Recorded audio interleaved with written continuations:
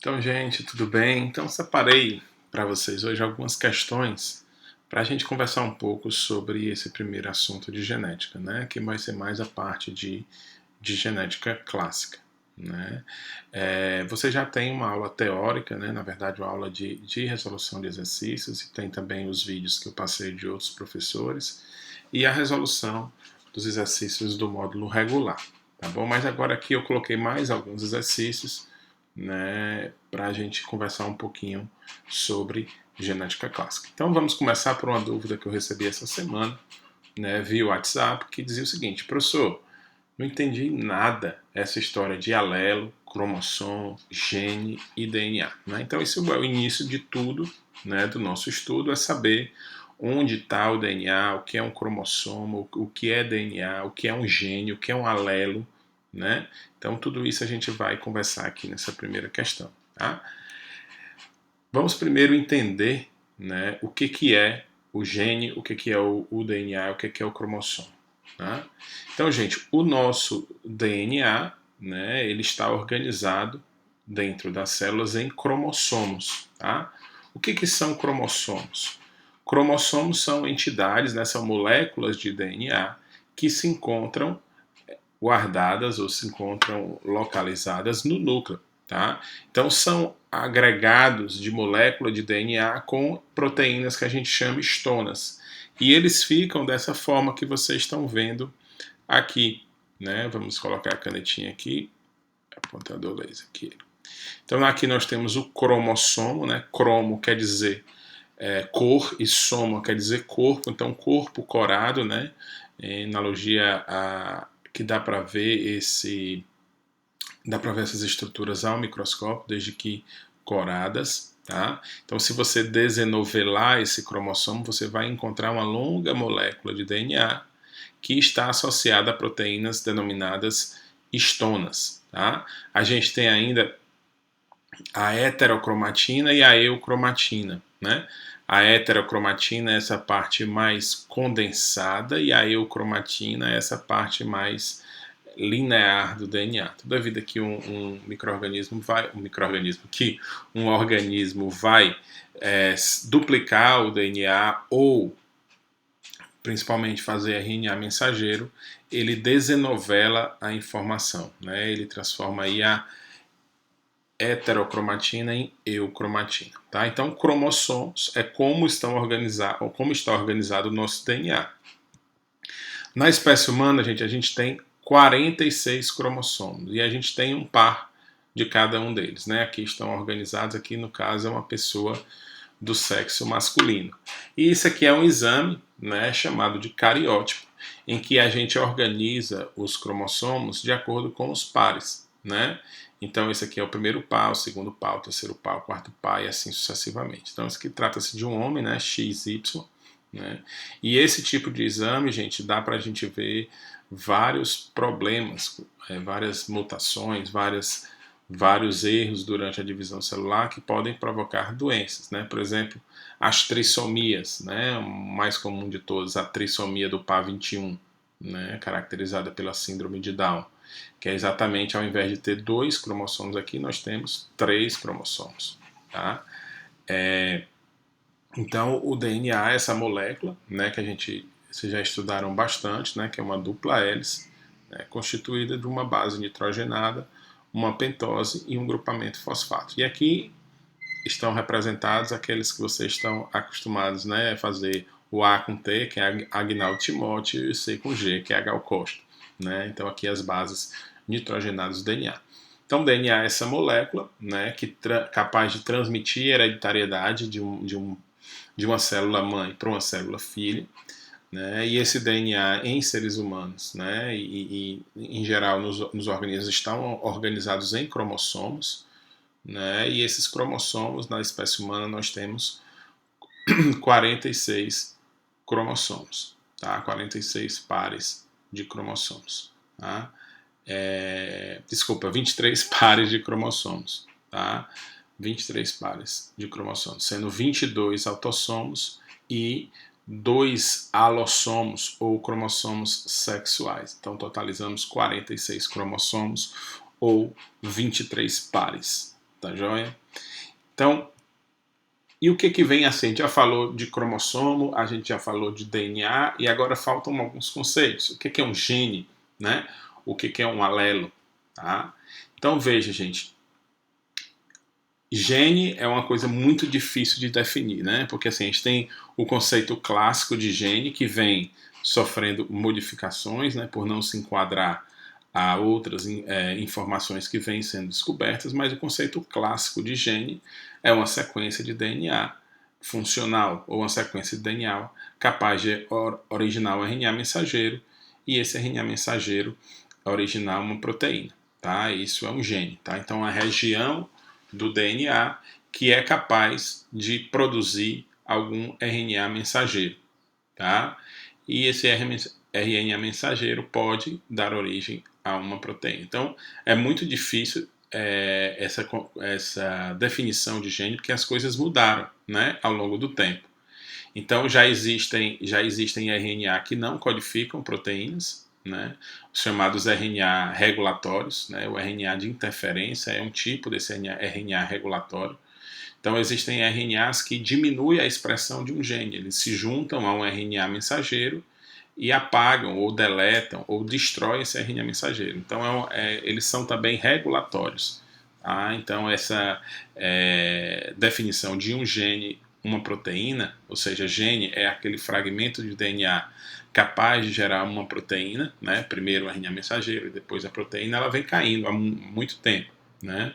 Porque já se descobriu várias regiões do DNA que são funcionais, mas que não originam genes, né? Já descobriram também sequências de DNA que originam proteínas diferentes, a mesma sequência originando proteínas diferentes. Então esse conceito de gene, um gene e uma proteína, né, que é o mais clássico, não é mais aceito, tá? Por isso que eu estou conversando um pouquinho com vocês. É uma definição difícil de ser feita, né, pelos RNA regulatórios, por regiões dentro do DNA que têm função, mas que não codificam nem o RNA mensageiro, né, as sequências promotoras, as sequências reguladoras, né, que foi tudo classificado como DNA lixo, né, nas versões desse módulo que a gente viu com problemas. A gente viu um texto sobre o DNA chamado de lixo, né, que se descobriu que na verdade não pode ser chamado dessa forma porque tem função, precisa estar ali,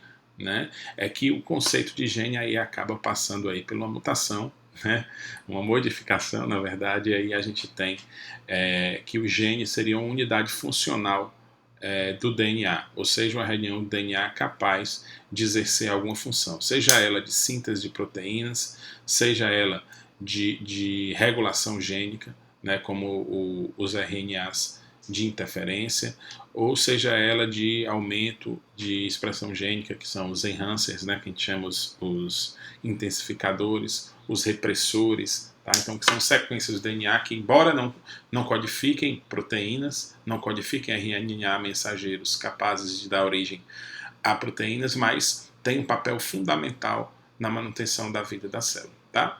Beleza, então toda essa conversa sobre gene, essa controvérsia, né? A gente também conversa sobre genes alelos, tá? O que são genes alelos, gente? Genes alelos são genes para uma mesma característica. A gente sabe que quando a gente nasce, né, cada par de cromossomos nosso, um é do pai e o outro é da mãe. Então esses cromossomos são ditos homólogos. O que são cromossomos homólogos? São cromossomos com as mesmas características. É o par 21, por exemplo, é o par 12. Então, esses cromossomos eles guardam características, guardam informações para as mesmas características. E o que são genes alelos? Genes alelos são aqueles para uma mesma característica. Vejam aqui, por exemplo, nessa figurinha que eu botei para vocês. Cromossomo de origem materna, está aqui o cromossomo, né? Então, no cromossomo há vários genes. Então, no cromossomo 10 tem muitos genes, né? Genes são essas entidades funcionais, né, que muitas vezes originam proteínas. E aqui a gente tem mostrando o cromossomo da mãe, por exemplo, a letra maiúscula é dominante, né? Esse determinado gene aqui é um gene dominante, outro gene dominante e um gene recessivo. Sei lá, esse aqui pode ser para a cor do olho, esse aqui pode ser para a altura, esse outro aqui pode estar relacionado à cor da pele, por exemplo, tá? Então aí nós temos essas características em um determinado cromossomo. E o outro nós temos o de origem paterna. Então, normalmente a gente, quando fala de gene, fala que eles são ou dominantes ou recessivos, né, na maioria das vezes. Existem outros fenômenos que a gente não vai estudar, que são a codominância, quando os dois genes, né, mostram suas características, epistasia, quando um gene silencia o outro gene, né? Então isso eventualmente pode aparecer nas questões. Tá? Então, o que acontece aqui, gente? Nós temos um cromossomo de origem materna e um de origem paterna. São cromossomos homólogos, ou seja, isso aqui é o PA10, é o PA15, é o PA21, tá? Então, são cromossomos para as mesmas características. E os genes para as mesmas características são chamados de genes alelos. Tá? Então, os genes para a cor da pele são alelos, os genes para a altura são alelos, os genes para a cor do olho são alelos. Tá? Por quê? Porque eles são genes para as mesmas características. Tá? E aqui tem um exemplo, né? O homozigoto dominante, por exemplo, azão, heterozigoto, né? Porque no pai, na mãe é dominante e no pai é recessivo. Então, genes alelos são genes para as mesmas características. Né? Cromossomos é como o DNA está organizado em nossas células, no núcleo, né? Enovelado, né? Junto com proteínas denominadas histonas, que mantêm a estabilidade dessas estruturas, né? E que contemplam o nosso material genético. Alelos são genes para as mesmas características e cromossomos homólogos são cromossomos que guardam genes também para as mesmas características. Então, em um cromossomo, nós temos vários genes, tá? Que podem ter essa relação de dominância e recessividade, ou seja, quando a expressão de um fica superior à do outro, ou seja, se mantém sobre o outro, né? A gente chama de relação de dominância, né, e recessividade. O gene dominante é aquele que se expressa, é aquele que você vê o fenótipo, e o gene recessivo é aquele que você não vê e acaba ficando escondido, né, ficando guardado para ser sua característica ser mostrada eventualmente em uma nova geração, tá bom? Então vamos em frente. Aí eu peguei essa questão, gente, da Unicamp, né? Que é muito parecido. Alguns dos conceitos a gente estudou na questão anterior, né? Mas eu botei mais para a gente aplicar e ver que isso é de fato importante. Como eu falei, esse é um assunto que pode aparecer tanto para a gente como no ensino médio também, e eu gosto sempre de frisar, porque são coisas importantes que vocês precisam, né, para aprender novos conhecimentos e ir progredindo na faculdade. Tá? Então, vamos lá. Assinale a alternativa que preenche corretamente as lacunas nas definições a seguir. É o conjunto de toda a informação genética de um organismo. É um trecho de material genético que fornece instruções para a fabricação de um produto gênico. 3. É a constituição de alelos que o indivíduo possui em determinado locus gênico. 4. É a correspondência que existe entre códons e aminoácidos relativa a uma sequência codificadora no DNA. Então vamos lá, gente. O que é o conjunto de toda a informação genética? Gente, o conjunto de toda a informação genética é o genoma, assim como o conjunto de as proteínas que um indivíduo produz é chamado de proteoma. Né? O conjunto de RNAs que o indivíduo produz é chamado de transcriptoma. Né? Então, esse oma quer dizer total. Então, o conjunto de toda a informação genética de um organismo é chamado de genoma. Né? É um trecho de material genético que fornece instruções para fabricar um produto gênico. Isso é um gene. Né? Gene é um trecho do material genético que fornece instruções para a fabricação de um produto gênico. Então, nós temos genoma e gene. Né? Genoma e gene. Aí já fica essa aqui. Agora é 3. É a construção de alelos de um indivíduo que o indivíduo possui em um determinado locus gênico.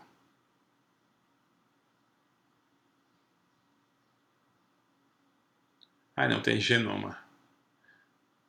Genoma é o conjunto da informação genética de um organismo, ok. Aí é um trecho de material genético que fornece instruções para a fabricação de um produto gênico, é um gene, né? É a correspondência que existe entre códons e aminoácidos relativa a uma sequência, é o código genético. O genótipo é a constituição de alelos de um indivíduo possui um determinado locus gênico, né? Seria aí o genótipo, né?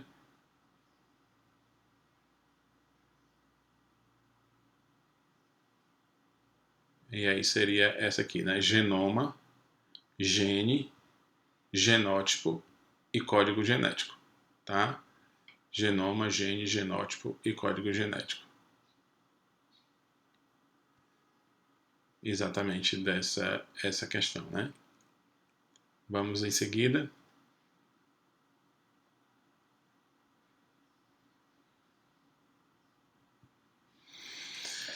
Então vamos lá. Terceira questão. Um cidadão foi preso por um crime que não cometeu. O exame do DNA encontrado na cena do crime revelou que ele é compatível com o do indivíduo apontado como culpado. As provas colhidas em um outro crime ocorrido durante a reclusão do suposto criminoso, curiosamente, apontaram o mesmo perfil genético, colocando em xeque o trabalho de investigação realizado. As suspeitas, então, recaíram sobre o irmão gêmeo do indivíduo. Como é essa história aí? O cara teve um crime e na cena de um crime, né, provavelmente junto à vítima, foi encontrado material genético de um determinado indivíduo. Esse indivíduo foi preso, certo? Aí o que aconteceu? Tempos depois, com esse indivíduo preso, aparece outro crime, né, causado com o mesmo material genético, onde foi encontrado o mesmo material genético do cara que estava preso. Então, isso só tem uma explicação, né? Esse indivíduo tem um irmão gêmeo, né, que talvez não foi ele, né, que cometeu o primeiro crime, né? Quem está preso foi o irmão dele. Já que eu prendi o suposto criminoso e outro crime aconteceu com o material genético do criminoso, né? Então, assim, a única possibilidade de você ter dois materiais genéticos iguais no caso de gêmeos, tá? E aí ele pergunta na letra A, como são denominados os gêmeos do caso investigado e que tipo de análise seria capaz de distinguir os gêmeos? Na letra B, descreva os processos de fecundação e desenvolvimento embrionário que podem ter gerado os gêmeos envolvidos no caso investigado. Então vamos, igual o Jack extirpador, vamos por partes, né? Então, na letra A, ele pergunta o seguinte, como são denominados os gêmeos do caso investigado? Que tipo de análise seria capaz de distinguir os gêmeos? Gente, esses gêmeos são gêmeos idênticos ou gêmeos univitelinos, tá? Por quê? Porque eles são gêmeos que originaram-se de um único zigoto, tá? E então, como são denominados os gêmeos do caso investigado? Univitelinos ou gêmeos idênticos, tá? Aí ele pergunta, que tipo de análise seria capaz de distinguir os gêmeos? As impressões digitais, né? Essa é uma maneira de distinguir os dois gêmeos. Tá? Por quê? Porque os dois gêmeos têm impressões digitais diferentes. E aí você conseguiria colher no crime as impressões digitais e saber quem era, de fato, o autor do crime. Agora, aí eu coloco aqui para vocês as impressões digitais, né? Por que as impressões digitais são únicas, tá? Então, as impressões digitais, gente, elas não são determinadas geneticamente, tá? Se elas não são determinadas geneticamente, elas não são iguais entre irmãos gêmeos. As impressões digitais são produzidas, são marcadas nos dedos a partir do toque que o bebê tem dentro da placenta. Então, cada bebê tem o seu, por isso que a gente consegue fazer esse tipo de identificação que a gente chama genericamente de identificação biométrica, tá? Então, por não depender do DNA, né, a impressão digital não depende do DNA, eu posso distinguir esses dois genes e na cena do crime eu vejo de quem é a impressão digital, se é do gêmeo A ou se é do gêmeo B de bola, tá? Mas existem outras coisas que também são diferentes nos gêmeos, tá? Uma coisa é a arcada dentária, tá? Por quê que a arcada dentária é diferente? Porque a perda de dentes, por exemplo, é aleatória, né? Então, porque você tem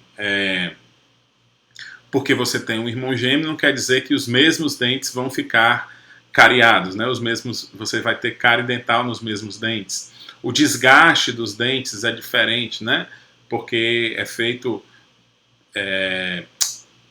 difere porque os gêmeos não comem a mesma coisa, nem com a mesma intensidade, nem tem a mesma frequência de escovar os dentes, né? Então, assim, um pode ter prótese, o outro não. Então, a arcada dentária é única, né? Então, as pessoas podem, né, ser identificadas pela arcada dentária desde que haja registros dessa arcada, né, principalmente aí pelos profissionais dentistas, tá? Então, por exemplo, se eu tiver, né, a arcada dentária, né, dos arquivos dos dentistas dos dois gêmeos e um morrer, por exemplo, como é que se diz, carbonizado em um acidente, é possível saber qual é o gêmeo, né, olhando a arcada dentária.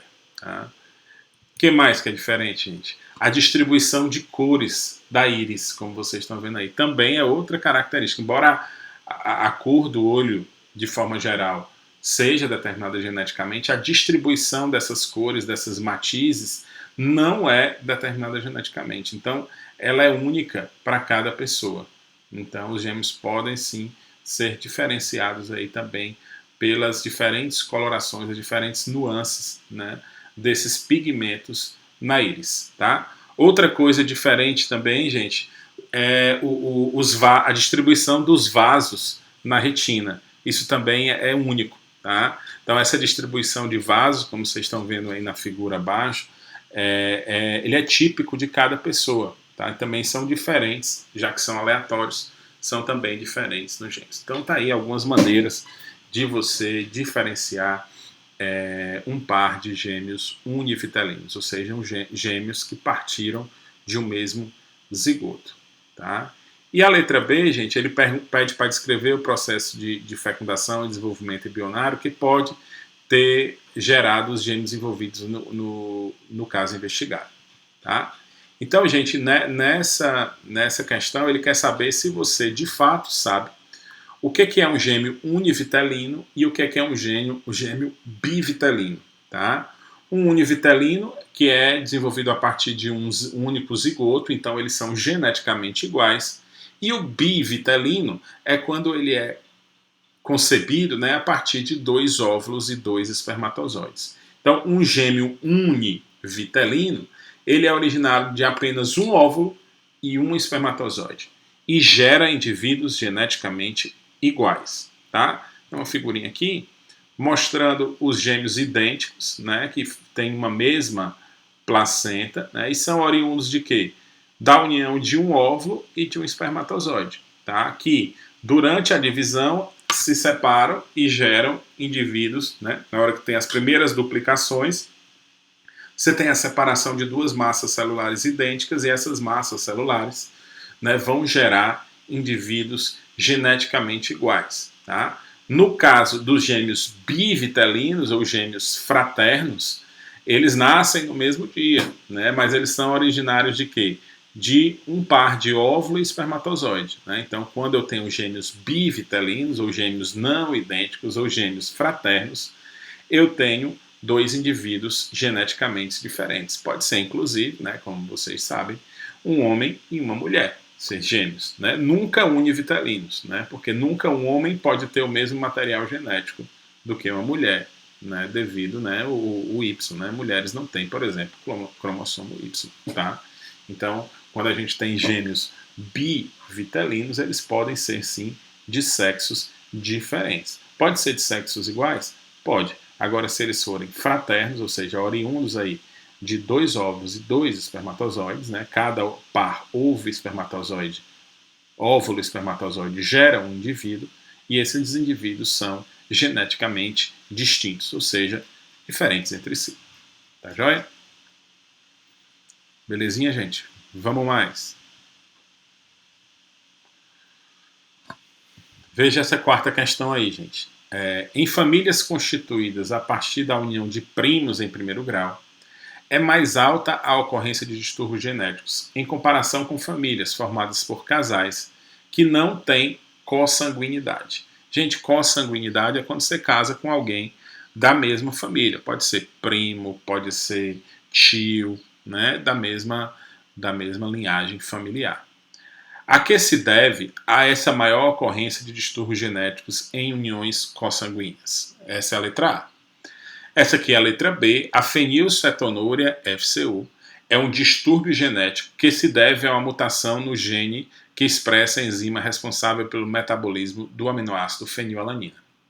Na ausência da enzima, a fenilalanina se acumula no organismo e pode afetar o desenvolvimento neurológico da criança. Esse distúrbio é facilmente detectado no recém-nascido pelo exame do teste do pezinho. No caso de ser constatada, a doença, a alimentação dessa criança deve ser controlada. Que tipo de alimentos devem ser evitados? Os ricos em carboidratos, lipídios ou proteínas? Justifique sua resposta. Então vamos primeiro para a letra A, que pergunta a que se deve a maior ocorrência de distúrbios genéticos em uniões consanguíneas. Então, gente, o que acontece quando você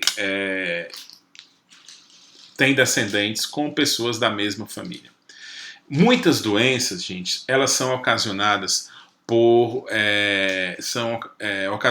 genes recessivos. Então, quando uma doença é causada por genes recessivos, você precisa de 2 desses genes, um vindo do pai e um vindo da mãe. Se já existe, gente, uma doença numa família, quando você pega 2 indivíduos dessa família, a probabilidade de você ter esses genes recessivos causadores da doença nesse cruzamento é maior, né? Então, assim, quando você, vamos supor, o albinismo, né, que é uma doença recessiva, autossômica recessiva, né, em que, por exemplo, numa família você já observou um albino, né, tipo assim, seu tio é albino, aí um dos seus tios, né, aí você não é albina, mas você resolveu casar com um primo seu que é filho desse tio ou não. Então, a presença desse tio albino na família quer dizer que o gene do albinismo, em algum momento, ele está na família, né? Algumas vezes expresso em homozigose recessiva e outras vezes as pessoas são só portadoras. Então, em uma família que eu tenho uma pessoa albina, eu tenho a certeza de que lá circula, né, entre os componentes dessa família, circula o gene do albinismo. Então, quando você pega 2 indivíduos dentro dessa família, você tem a maior probabilidade de ter 2 heterozigotos e de gerar uma criança, um descendente albino, tá? Então, é por isso que aumenta essa probabilidade quando você casa, né, ou produz descendentes com pessoas de uma mesma família, tá? Então é exatamente a existência desse tipo de anomalias genéticas, né? Muitas das anomalias genéticas são recessivas, tá? E doenças recessivas, vocês sabem, elas não aparecem em todas as gerações. Então é possível, né, que nunca tenha sido observado em sua família, mas que muitas dessas pessoas sejam portadoras. E aí o cruzamento de indivíduos dessa mesma família tem uma probabilidade maior da gente ter o encontro em um novo indivíduo de 2 alelos recessivos causando uma doença, tá? E, pelo amor de Deus, tá, gente? Isso não quer dizer que todo mundo que é recessivo é doente. Não. É porque muitas das doenças genéticas têm esse tipo de herança. Que tipo de herança? Essa da recessividade. Então, muitas das doenças genéticas são recessivas, tá?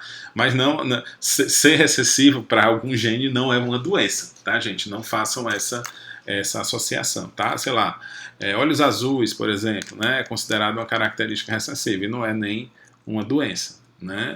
Eu uso lentes marrons, né, para não, eu fico muito bonito, e aí se eu botar uma lente azul, aí, ou se eu mostrar os meus verdadeiros olhos, né, o telefone vai descarregar toda hora, tá? Então, a cor dos olhos azuis, por exemplo, é uma característica recessiva, né, que não, de modo algum, trata-se de uma doença, tá? Mas muitas das doenças genéticas são recessivas.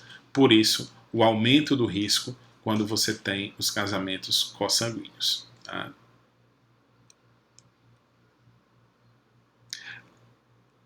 Aqui é só mostrando, né, gente? Por exemplo, se você casa com outra pessoa, né? Você aqui não casa com o da mesma família, né? Você casa com outra pessoa. Aí o genótipo dela pode ser o azão, na família dela não circula esse gene. Agora, quando você pega dentro da mesma família, aí você pode ser normal, o seu parceiro também normal, mas vocês podem carregar o gene, né? Então, se você casa com essa pessoa aqui homozigoto dominante, a chance de ter aí esse recessivo é de 0%, né? E aqui com o consanguíneo, né, pode ser de 25%. É claro que isso é só um exemplo, né, gente? Você pode encontrar aleatoriamente um heterozigoto para essa mesma característica. Agora, quando você pode ter esse filho, pode aparecer aqui, né? Porque eu dei só um exemplo se ele fosse homozigoto dominante. Mas quando é na família, gente, fica mais fácil disso ocorrer. Por quê? Porque circulam os mesmos genes dentro de uma família, já que as pessoas cruzaram entre si, senão elas não eram uma família, né? E aí elas fizeram essa circulação gênica e você, ao invés de relacionar-se com uma pessoa de uma outra família que tem uma outra origem genética, você vai e se relaciona, né, e produz descendentes com componentes da mesma família. É só uma questão de aumento de probabilidade. Não quer dizer que vai acontecer, todo mundo que casa com primo vai ter descendentes com algum problema genético. Isso é falso. Agora, que a probabilidade de acontecer seja maior, aí isso é verdadeiro, tá bom? Não é que vai acontecer, né, gente? Probabilidade, né, não quer dizer que vai acontecer, né? Tem a chance de acontecer, né? Então, por exemplo, se eu saio sem máscara todo dia, eu tenho muito mais chance de pegar Covid do que se eu ficar em casa, né? É uma probabilidade. Pode acontecer de eu não pegar? Pode, mas você está correndo um risco absurdo, né? A probabilidade de você pegar é altíssima, né? Mas, por um acaso do destino, né, não testem isso, tá? De jeito nenhum, gente. Fiquem em casa e, se for sair, usem, né, os equipamentos de proteção individual, distanciamento social, isso é super importante. Tá joia? Aí foi só para dar um exemplo. Vamos mais. A letra B, né? A fenilcetonúria é um distúrbio genético que se deve à mutação no gene que expressa a enzima responsável pelo metabolismo do aminoácido fenilalanina. Na ausência dessa enzima, a fenilalanina se acumula no organismo e afeta o desenvolvimento neurológico da criança. Esse distúrbio é detectado pelo teste do pezinho e, no caso de ser constatada a doença, a alimentação dessa criança deve ser controlada. Que tipos de alimentos devem ser evitados? Os ricos em carboidratos, lipídios ou proteínas. Para responder essa questão, você tinha que lembrar que a fenilalanina é um aminoácido. E essa enzima, gente, ela é capaz de transformar a fenilalanina em tirosina, que é um outro aminoácido, tá? Só que essa fenilalanina, ela não pode se acumular no corpo, né? Ela é tóxica, que é exatamente isso que ele diz, podendo causar danos neurológicos. Se você não tem essa enzima aqui, cidadão, esse composto se acumula, a fenilalanina, que é um aminoácido, e aí acaba causando a doença, né? Então, aí essa é a enzima que é defeituosa em pessoas com fenilcetonúria. Então, carboidratos, lipídios ou proteínas. Um conjunto de aminoácidos, né, ligados entre si. São carboidratos, lipídios ou proteínas? Né? Porque é exatamente isso que você está perguntando. Né? Onde é que tem fenilalanina? Né? Tem fenilalanina nas proteínas, uma vez que as proteínas são agregados, são polímeros de aminoácidos, ou seja, são entidades formadas pela união de aminoácidos a partir da ligação peptídica, tá? Então, que tipo de alimento deve ser evitado? Exatamente os alimentos ricos em proteínas, tá? Aí vai uma dica de sucesso, né, que eu sempre gosto de falar, né? Quem é curioso, né, já deve ter visto, por exemplo, que em alguns adoçantes existe a informação fenilcetonúrios contém fenilalanina, né? Acontece que essa substância aqui, gente, que é o aspartame, né? Ela é derivada da fenilalanina, né? Se você observar essa estrutura aqui que eu estou passando o cursor em cima, ela é muito semelhante à estrutura da fenilalanina. Qual que é a diferença? A diferença é que esse ácido carboxílico, a química que vocês adoram aí, ó, esse ácido carboxílico está esterificado aqui, ó, né? Ele está na forma de um éster, mas ele sofre metabolismo também por essa enzima, né? Então, se eu não tiver essa enzima, eu acumulo esse metabólito no organismo e também posso causar as mesmas características que a gente já conversou da fenilcetonúria, que afetar o desenvolvimento neurológico da criança, ser neurotóxico, na verdade, né? O acúmulo desse aminoácido no organismo, tá? Então, a química sempre junto de nós, né? Vamos lá, gente, vamos em frente. Então, gente, observe o quadro abaixo. A classificação sanguínea, de acordo com os resultados apresentados, é o grupo sanguíneo. Então, veja, tem aqui duas coisas, ó, prova direta e prova reversa. Tá? E vamos estudar o que é isso. Tá? Então, gente, prova direta é uma prova em que eu avalio as hemácias de um indivíduo. Eu avalio se naquelas hemácias desse determinado indivíduo tem os antígenos A ou B, ou nem A nem B. Tá? Então, o que é a prova direta? Eu pego as hemácias do indivíduo e coloco para reagir com os anticorpos anti-A, anti-B e com anti-AB. Então, o que aconteceu nesse indivíduo? O reagente anti-A reconheceu as hemácias do indivíduo. Gente, muito cuidado que não ocorre coagulação, tá? Muitas pessoas colocaram nas provas, tipo, o anticorpo coagulou as hemácias. Não, não há coagulação, há aglutinação, tá, gente? Quem coagula, de fato, é o sangue, né? Tá ligado com transformação de fibrinogênio em fibrina, né? Aquela teia de fibrina que faz exatamente o coágulo, tá? Então, quando se fala de reação antígeno-anticorpo, a gente fala de aglutinar e não de coagular, tá? Então, prova direta da tipagem sanguínea sempre vai ser avaliar o perfil antigênico das hemácias, tá? Então, esse indivíduo, ele tem hemácias que são reconhecidas pelo anticorpo anti-A. Não são reconhecidas pelo anti-B e são reconhecidas pelo anti-AB. Tá? Então, o anti-AB, gente, tem anticorpos anti-A e anti-B. Reconheceu aqui também no anti-A, então ele tem hemácias do tipo A e não tem hemácias do tipo AB. Também não tem hemácias do tipo B, ele é, portanto, do grupo A. Tá? Quem tem hemácias do grupo A é também do grupo A, tá? Veja, mas normalmente, gente, nos laboratórios a gente costuma fazer a prova reversa, né? O que é a prova reversa? É para confirmar se o indivíduo tem também os anticorpos característicos do tipo sanguíneo que você chegou à conclusão na prova direta. Então, eu acabei de dizer que esse indivíduo teria o sangue do tipo A. Mas pessoas com sangue do tipo A, elas têm anticorpos anti-B, concordam? E aí, na prova reversa, eu compro hemácias A e hemácias B. E vejo como essas hemácias se comportam com os anticorpos do indivíduo. Eu centrifugo o sangue do cidadão. A prova direta eu faço com as hemácias que ficam no fundo do tubo. E a prova inversa eu faço com o soro do indivíduo que está na face superior, né, do tubo. Tá? Então eu pego essa face superior do tubo após a centrifugação, onde estão concentrados os anticorpos, e aí vou colocar com hemácias do tipo A e do tipo B. O que aconteceu na prova reversa? Os anticorpos do indivíduo não reconheceram hemácias do tipo A, mas reconheceram hemácias do tipo B. Então, quem tem hemácias do tipo A e tem anticorpos anti-B é um indivíduo do grupo A. Tá? Então, gente, normalmente se faz essas duas provas em laboratório para realmente ter certeza, para confirmar a tipagem sanguínea. Né? Aqui eu boto para vocês, que a gente já discutiu algumas vezes, né? Indivíduos do grupo A têm na superfície das hemácias o antígeno A, né?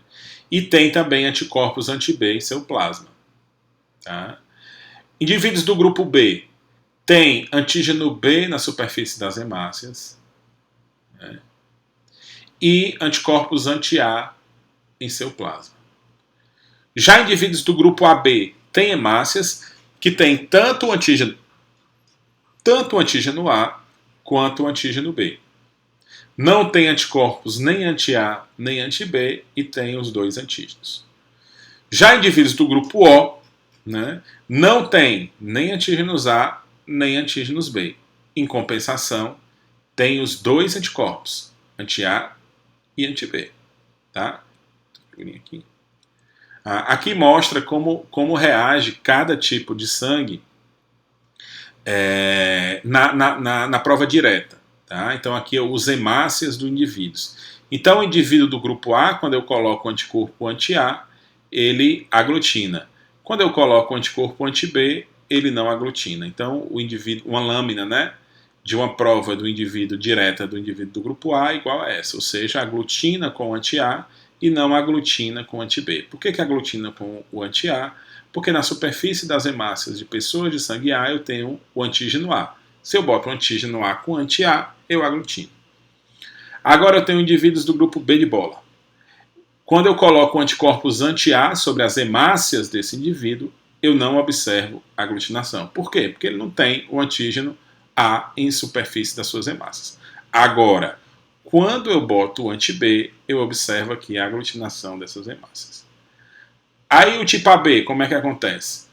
Como ele tem, aqui, como ele tem tanto o antígeno A quanto o antígeno B na superfície das hemácias, quando eu coloco o soro anti-A, aglutina. Quando eu coloco o anti-B, aglutina também. Por quê? Porque ele tem os dois na superfície, tá? Os dois antígenos na superfície, tá? Então, professor, por que está azul aqui e está amarelo? Né? Porque normalmente esses soros anti-A e anti-B eles são coloridos artificialmente para você não confundir. Tá? Mas na verdade o que você vai observar é a formação de grumos. Não interessa se o negócio está azul ou se está amarelo. Tá? E o indivíduo do grupo O, gente, não tem nem anti-A nem anti-B. Então, quando eu coloco as hemácias do grupo O com anti-A, não há aglutinação. E quando eu coloco com anti-B também, não há aglutinação. Por quê? Porque não há antígenos nem A nem B na superfície das hemácias de indivíduos do grupo O. Tá? É por isso que não temos aí a aglutinação. Vamos lá, gente. Considere o heredograma abaixo e responda as questões que se seguem. Dá o heredograma mostrando que os afetados são pintados, né, e os normais são sem ser pintados. E aí diz assim, o locus gênico, ele já diz, o locus gênico envolvido nessa doença está no cromossomo... Ele pergunta, na verdade, né? O locus gênico envolvido nessa doença está no cromossomo X ou no cromossomo Y? Considerando que um dos alelos é o dominante, o alelo promove o aparecimento da doença nos indivíduos afetados, alelo A1, é dominante ou recessivo em relação ao alelo A2. Explique como você chegou a essas conclusões. E a letra B? Pesquisas recentes analisaram as alterações causadas nos neurônios de indivíduos doentes pelo alelo A1. Nessas pesquisas, fibroblastos coletados da pele de pessoas afetadas foram utilizados para produzir células-tronco pluripotentes, IPSC. As IPSCs foram, então, utilizadas para gerar neurônios. Por que células-tronco podem originar neurônios? Por que não seria adequado aos pesquisadores estudar os efeitos neuronais do alelo A1 diretamente nos fibroblastos coletados da pele de indivíduos afetados? Novamente, vamos seguir os conselhos de Jack Extirpador e vamos por partes. Primeiro, vamos considerar a questão A. A questão A diz assim: o locus gênico envolvido nessa doença está no cromossomo X ou no Y? Considerando que um dos alelos é o dominante, o alelo que promove o aparecimento da doença nos indivíduos afetados, alelo A1, é o dominante ou recessivo em relação ao alelo A2? Explique como você chegou às suas conclusões. Então, o que a gente observa, né? A gente observa o seguinte: essa doença ela acomete tanto homens quanto mulheres, né? Então vocês observam que praticamente a mesma quantidade, né, de mulheres e homens. 1, 2, 3, 4, 5, 6, 7. Para 3, 6. Tipo, não é absurdamente, né? Lógico que tem mais. Praticamente a mesma coisa. Vamos contar aqui, ó. 1, 2, 3, 4, 5, 6, 7, 8 mulheres. E quantos homens? 1, 2, 3, 4 homens, né? Então veja, se ela for. Aí ele pergunta se está no X ou no Y. Veja, se ela tivesse no Y, somente os homens têm Y. Tá? Então, gente, se ela está nos dois, ela não pode estar no Y. Tá? Porque mulheres não têm cromossomo no Y. Se tivesse no Y, só os homens iriam adoecer. Ia ser uma doença chamada doença restrita ao sexo. Tá? O que é doença restrita ao sexo? É aquela doença que só acomete um dos sexos. Como somente o homem, né, tem o Y, doenças restritas ao sexo normalmente são, na verdade, são doenças que são ligadas ao cromossomo Y. Por quê? Porque só os homens têm o cromossomo Y. Tá? Então todo filho de pai doente, todo filho homem, né, de pai doente será também doente porque ele só tem o Y para receber. Tá? Se essa doença for uma doença restrita ao sexo, ou seja, ligada ao cromossomo Y. Tá? Então a gente já sabe que se ele está dizendo que ou é o X ou é o Y, a gente vai dizer que é o X. Tá? Por que a gente vai dizer que é o X? Porque acomete homens e mulheres. Tá? Aí, a segunda ele pergunta, é uma doença recessiva, né? Considerando que um dos alelos é dominante, o alelo que promove o aparecimento da doença nos indivíduos afetados é o alelo A1, é dominante ou recessivo em relação ao A2. Aí ele deu uma complicada só para perguntar se essa herança é uma herança autossômica, se ela é uma herança ligada ao sexo dominante ou recessiva. Tá?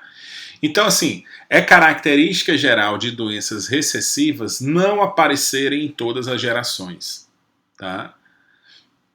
Então, doenças recessivas, normalmente, elas pulam uma geração, duas, né? E nesse heredograma, a gente observa que todas as gerações têm pelo menos um indivíduo doente. Né? É só você ir aqui, ó. Nessa geração aqui a mulher é doente, nessa relação aqui tem muita gente doente, aqui também tem muita gente doente, nessa outra geração também tem gente doente. Então, doenças que aparecem em todas as gerações normalmente são doenças dominantes.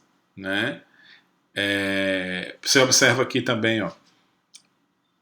E sempre que eu tenho uma pessoa doente, um dos pais é doente. É outra característica de doença dominante. Né? Quando eu observo a doença nos filhos, pelo menos um dos pais é doente. Aqui, por exemplo, eu tenho todo mundo sadio. Ó. Aqui é característica de que ser recessivo é não doente. Né? Então eu tenho dois indivíduos normais gerando sua prole toda normal. Agora, quando eu tenho um indivíduo doente, eu sempre tenho aqui um indivíduo descendente doente. Tá? Então, está mais do que mostrado que é uma doença ligada ao X, já que ele disse que ou é o X ou é o Y não é, porque tem mulheres doentes. E é uma doença dominante. Tá? Por que é uma doença dominante? Porque ela aparece em todas as gerações e também porque todos os indivíduos doentes têm pelo menos um dos genitores, um dos pais doentes. Tá? Então, essa aí a gente respondeu. Vamos para a letra B. Pesquisas recentes analisaram as alterações causadas nos neurônios de indivíduos doentes pelo alelo A1. Então, essas pessoas acometidas tinham alguns problemas nos neurônios. Nessas pesquisas, fibroblastos coletados da pele de pessoas afetadas foram utilizados para produzir células troncos pluripotentes, as IPCs. foram então utilizados para gerar neurônios. Por que células-tronco podem originar neurônios? Por que não seria adequado aos pesquisadores estudar efeitos neuronais do alelo 1 diretamente nos fibroblastos coletados da pele ou dos indivíduos? Gente, o que é uma célula-tronco? Célula-tronco, gente, é uma célula capaz de originar qualquer outra célula do nosso organismo. É o que a gente chama de uma célula desdiferenciada, né? Ou seja, uma célula que não sofreu ainda nenhum processo de especiação, ou seja, de assumir características próprias de células de algum tecido. Então, com esse tipo de célula, você pode originar qualquer célula de um organismo, a tal das células-tronco. Tá? E aí, respondido que são células-tronco, ele quer saber por que não é adequado você usar um fibroblasto, que é uma célula especializada, né, uma célula do tecido muscular, para observar lesões ou para observar problemas em células que normalmente se observam em células nervosas. Tá? Por que não é legal, gente? Por que não dá para fazer isso? Porque um fibroblasto, gente, ao se diferenciar, ele perdeu várias características que tinha na célula pluripotente, que vai ter também na célula nervosa. Né? Então, porque aqui é mais ou menos um fibroblasto, ó, tá? E aqui é um neurônio, tá? Uma célula do sistema nervoso. Tá? Então, se eu pegasse um fibroblasto e tentasse observar as características, né, oriundas do alelo A1, né, então você observa aqui que mesmo na questão ele fala, ó, alterações causadas nos neurônios. Então, assim, se você pega um fibroblasto para analisar anomalias em neurônios, né, fica difícil, porque os fibroblastos eles são células diferentes dos neurônios. Muitos genes que são expressos em neurônios não são expressos em fibroblastos. Então, por que ele não conseguiria, ou muito provavelmente não conseguiria, observar essas questões? Porque provavelmente essas questões são inerentes à função, né? Estão ligadas à função dos neurônios. Né? Então, os fibroblastos não têm as mesmas funções dos neurônios. Então, você não conseguiria observar essas características em fibroblastos. Por isso que foi preciso eu transformar um fibroblasto em uma célula pluripotente, né, em uma célula tronco, e depois diferenciar essa célula tronco em neurônios. Né? Você poderia diferenciar ela em qualquer outra célula, mas você não está interessado em saber os efeitos nos neurônios, então você deve, né, diferenciar essa célula em neurônio para que você possa observar o fenômeno. Tá?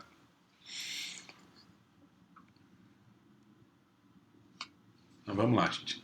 Um senhor calvo que apresentava pelos em suas orelhas, hipertricose auricular, casou-se com uma mulher não calva, que não apresentava hipertricose auricular.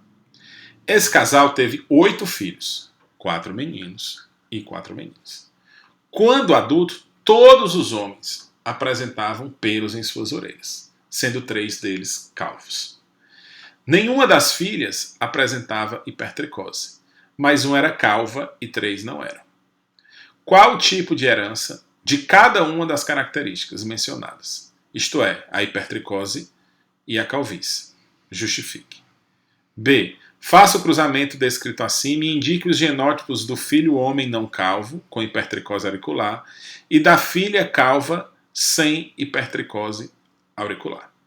Tá? Então vamos novamente aqui com calma, né? Mostrar aqui. Então, gente, aqui eu fiz o heredograma, né? Então, o homem que é calvo, que é essa flechinha aqui, e tem hipertricose auricular. A mulher que nem é calva e nem tem hipertricose auricular. E aqui nós temos os filhos, todos com hipertricose auricular. E as filhas, nenhuma com hipertricose auricular e uma calva. Gente, nessa questão, você tinha que saber que a calvície é uma doença influenciada pelo sexo. Tá? Eu vou explicar primeiro a hipertricose, aí depois a gente vai para a calvície. Então, observando a hipertricose, gente. Hipertricose auricular, né? Hiper, muito, tricos quer dizer cabelo, então é muito cabelo no ouvido, né? Hipertricose, muito cabelo auricular no ouvido, na orelha, né? Então, veja, todos os filhos, absolutamente todos, carregam a hipertricose auricular do pai. E nenhuma das filhas carrega essa hipertricose. Então, isso é uma característica uma característica muito forte de doenças ligadas ao Y. Ou seja, todos os homens, filhos de pai com a característica, nascem com a característica. E nenhuma mulher aparece com aquela característica. Então, não, já é o diagnóstico aí de uma doença ligada ao cromossomo Y. Tá? Então, a hipertricose auricular é uma doença que acomete somente os homens. Tá? É uma doença ligada ao Y. Agora observe, gente. Enquanto 3 dos 4 filhos nasceram calvos, que é a flechinha, né? Apenas uma menina nasceu calva. Né? Então, para resolver essa questão, você já tinha que saber que a calvície é uma doença influenciada pelo sexo. Ou seja, a calvície, gente, se comporta como recessiva para mulheres e dominante para os homens. Como assim?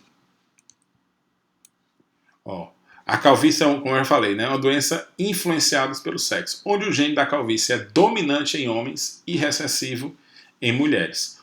Tá? O homem, o genótipo do pai, né, seria o Y com o gene da hipertricose, né, como a gente pode ver aqui, ó, o gene da hipertricose presente aqui, e ele seria heterozigoto para calvície. Por que seria heterozigoto ele e a mãe? Porque há a geração de genótipos tanto calvos quanto não calvos para homens e mulheres. Então a única explicação para isso era que eles fossem heterozigotos. O genótipo do filho calvo e com hipertricose é igual ao do pai, né? O genótipo da filha calva, que é esse aqui, né, seria cesão, né, dominante, né, e xzinho. Só que o cesão se comporta como recessivo para as meninas, né, então eu tenho que ter ele em duplicidade. Tá? E agora o genótipo do filho não calvo, e com hipertricose, seria o Czinho, né? XYH, Czinho. Tá? Seria o genótipo do filho não calvo, né? Que seria esse filho aqui. Tá? Seria recessivo para os homens, quer dizer, dominante para os homens e recessivos para as mulheres. Então, o filho não calvo era Czinho, e a filha calva, né? Cesão. Tá? Então, é mais difícil ter mulheres calvas do que homens calvos. E é uma observação que a gente vê aí no dia a dia, né? É muito mais comum a gente ter homens calvos do que mulheres calvas. Por quê? Porque o gene da calvície ele é dominante em homens e recessivo em mulheres. Ou seja, para a mulher ter, ela tem que ter os dois genes recessivos. Para o homem ter, basta ele ter um dos genes, tá? Por isso que para o homem é mais comum ser calvo, tá? Então, se comporta como dominante, basta um, né? Para apresentar a calvície. E na mulher ele se comporta como recessivo. Então, temos que ter os dois genes para poder ser calvo, tá? Então, enquanto no homem eu só preciso de um alelo, na mulher eu preciso dos dois alelos, tá?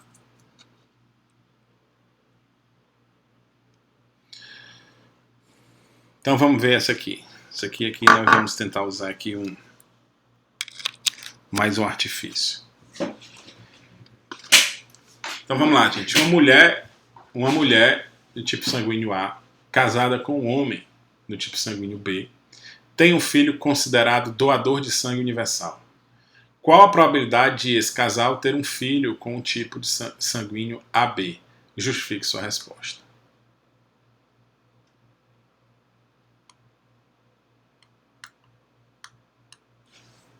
Vamos só um minutinho. Vamos ligar aqui a caneta. Então, gente, ele fala aqui que uma mulher com o grupo sanguíneo A casada com um homem do grupo sanguíneo B. Então, uma pessoa do grupo sanguíneo A, ela é isão A traço, né? Porque ela pode ser IA ou IAzinho. E aí casa com um cidadão do grupo sanguíneo B, que também é isão B de bola traço, né? Porque ele pode ser IB ou IBzinho. Mas olha a marmota que ele disse aqui. Tem um filho considerado doador de sangue universal. Quem é o doador de sangue universal? É o grupo sanguíneo O. Então, você está dizendo que ele teve um filho que é Izinho, né? Que é exatamente um indivíduo do grupo sanguíneo O, né? Todo mundo que é O só tem o genótipo Izinho. Se ele é Izinho, quer dizer que o pai é, ou a mulher, a mãe, né? É IAzinho e o pai é o quê? IBzinho. Se você fizer esse cruzamento, você vai ter IA e B. Você vai ter IA e B. Você vai ter IAzinho. IA Izinho. Você vai ter IA e B, IAzinho e Bzinho. Opa. Você vai ter IB Izinho. Então vamos lá. IAzinho, IBzinho. Falta qual agora? IA e B de novo, né? Porque é IA e B. Ai não, falta o Izinho, né? Izinho, que é exatamente o filho. Izinho. Aí ele pergunta qual a probabilidade de ter um filho do grupo AB, não é isso? Ó, é uma probabilidade em 4 possíveis. Ó, 1, 2, 3, 4. Ou ele é IA e B, ou ele é IAzinho, ou ele é IBzinho, ou ele é Izinho. Ele quer saber exatamente qual é a probabilidade dele ser IA e B, que é o quê? Uma possibilidade em 4 possíveis, que é a mesma coisa de 25%. Belezinha? Fechou, né? Essa é a resposta do nosso joia. Tranquilo?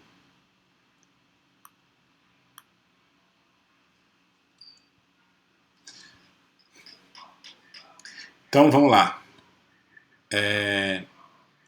Um senhor calvo que apresentava pelos em suas orelhas casou-se com uma mulher não calva que não apresentava perto. Isso aqui a gente já fez, né?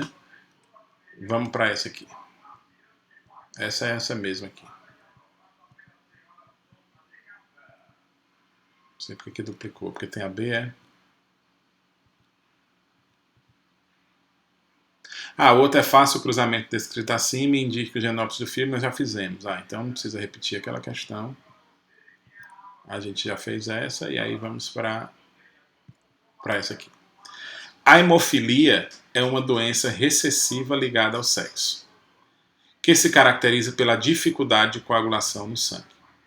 Em um casal em que a mulher é heterozigota para hemofilia e o marido é normal, A probabilidade de nascimento de uma criança do sexo masculino e hemofílica é... Então, ele disse que é recessiva, né? Caracterizada pela dificuldade de coagulação. Em um casal é que a mulher é heterozigota. Então, ele já disse que é ligada ao sexo, né? Então, toda doença ligada ao sexo... Opa, sorry, vou voltar aqui. Toda doença ligada ao sexo, ela está ligada ao cromossomo X, né? Então, vamos desenhar aqui a situação da mãe, né? Em um casal em que a mulher é heterozigota, então a mulher é X, H maiúsculo, né? X, H minúsculo. Certo? E aí ela casa.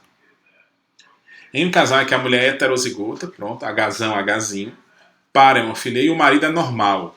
Se o marido é normal, o marido obrigatoriamente é X, Hzinho, Y. Aí ele pergunta qual a probabilidade desse casal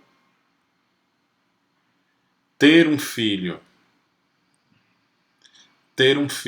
do sexo masculino e hemofílico. Como é um cara do sexo masculino e hemofílico, é um cara X... Ah, não, ela disse que é uma doença recessiva ligada ao sexo. Então aqui, gente, desculpa. Se é recessiva, o cara é Hzão, né? Vou corrigir, né? Porque se o cara fosse XHzinho, ele era doente, né? Então, veja, para o filho ser do sexo masculino e hemofílica, então a criança tem que ser XHzinho,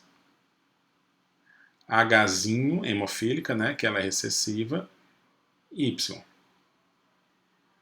Então, o que é que tem que acontecer?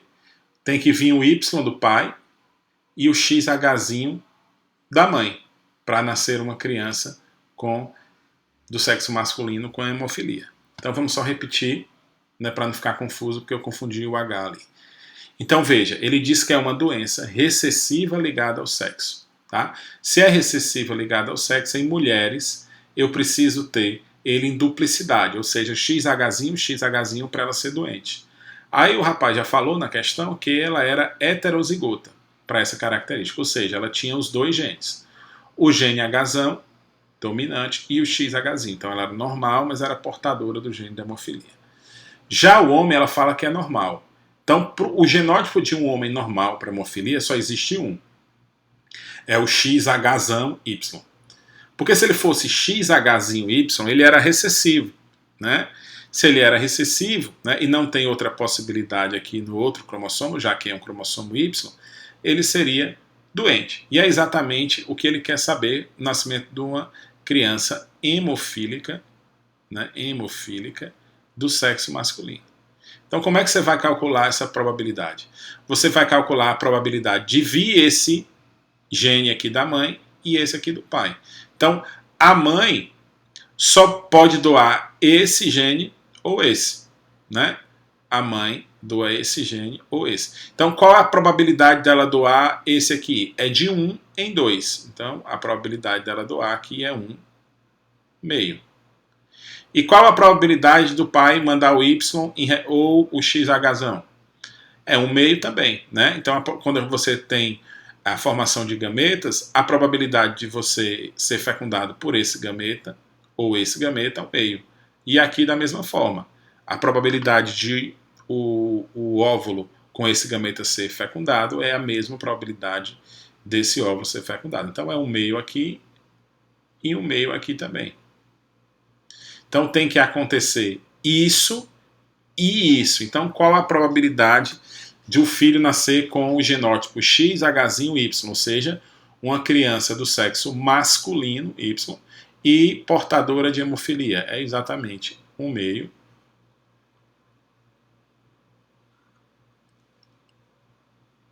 É exatamente 1 meio, né, vezes 1 meio. É uma coisa e a outra. 1 meio vezes 1 meio, 1 vezes 1 é 1, e 2 vezes 2 é 4. Então seria 1 quarto ou né? Se preferirem, 25%.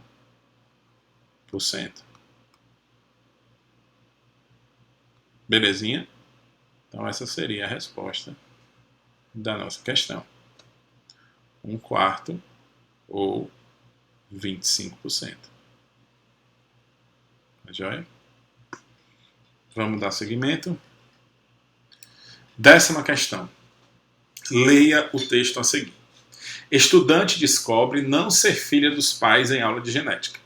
Uma aula sobre genética tumultuou a vida de uma família que vive em Campo Grande, Mato Grosso do Sul. Um estudante descobriu que não poderia ser filha natural dos pais. Miriam Anderson cresceu acreditando que Holmes e Elisa eram seus pais. Na adolescência, durante uma aula de genética, ela entendeu que o tipo sanguíneo dos pais era incompatível com o dela. Jornal Hoje, Rede Globo, 29/8/2008. Considerando que o tipo sanguíneo de Miriam seja O-RH negativo, assinale a alternativa que apresenta o provável tipo sanguíneo do casal, que confirmaria o drama descrito na reportagem, ou seja, que Holmes e Elisa não poderiam ter gerado Miriam. Então veja, Miriam é do grupo sanguíneo O. Miriam é do grupo sanguíneo O, tá? Quem é do grupo sanguíneo O, gente, tem que genótipo, né? Quem é do grupo sanguíneo O, só pode ter um genótipo, Izinho, certo? Só que ela era ORH negativo. Por ela ser RH negativo, o genótipo obrigatório dela é Dzinho. Ou seja, ela não tem o antígeno D na superfície das hemácias. Então, quais são as características genéticas dela? São essas aqui. Então, vamos analisar as opções, tá?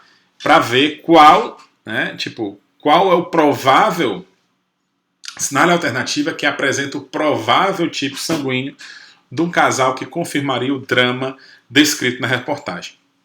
Então, o que a gente vai procurar nas opções? Um pai e uma mãe incompatível, né, com o genótipo da filha. Tá? O pai é AB. Então, qual é o genótipo do pai? Na letra A aqui, né? O pai é AB. Ó. O pai aí, aqui já é, ó.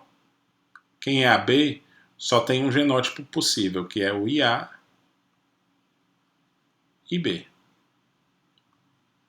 Quem é IA e B, gente, ela tem que receber, ó, o I do pai e o I da mãe, para ser O. O IA e B já não pode. Então essa A aí já seria uma boa candidata, né? Porque um pai AB nunca pode originar um filho O. A mãe é RH positivo e o pai AB positivo e a mãe ORH negativo. Né? Não pode, já pelo pai. Mais um RH positivo com RH negativo, contanto que esse aqui seja heterozigoto, ou seja, seja Dzinho, já seria aí. Ele podia ser Dzinho e aqui o Dzinho. Aí é filé demais, aí tá certo, daria certo. Agora, pelo AB, a gente já sabe que a opção correta é, ou na verdade, o que aconteceu com ela foi exatamente essa A. Mas vamos ver outro. O pai A, RH positivo, e a mãe B, RH positivo. Desde que o pai seja heterozigoto, ou seja, IA e Zinho, e a mãe seja heterozigota também, IB e Zinho. E sejam heterozigotos também para o fator RH, Dzinho. Seria possível que a filha nascesse com esse genótipo. Né? Então, o pai sendo B, o pai sendo RH negativo e a mãe B, RH negativo. Ora, RH negativo, Dzinho. RH negativo, Dzinho. Só gera Dzinho, que é compatível. O pai B e a mãe B, desde que sejam heterozigotos os dois, ou seja, que seja IB e Zinho e a mãe IB e Zinho, daria certo. O pai O, RH negativo, e a mãe A, RH positivo. Veja, Se o pai for O, é Izinho, Izinho. Desde que a mãe seja heterozigota, ou seja, IA, Izinho, daria certo o sangue do tipo O. Um RH negativo e o outro RH positivo, desde que o RH positivo fosse heterozigoto, também seria compatível. O pai B e a mãe A, desde que fossem heterozigotos, e o pai RH positivo e a mãe RH negativo também seria possível, desde que fossem heterozigotos. Tá joia, gente? Então essa é a última questão. Obrigado e qualquer coisa pode entrar em contato para tirar dúvidas. Um abraço a todos.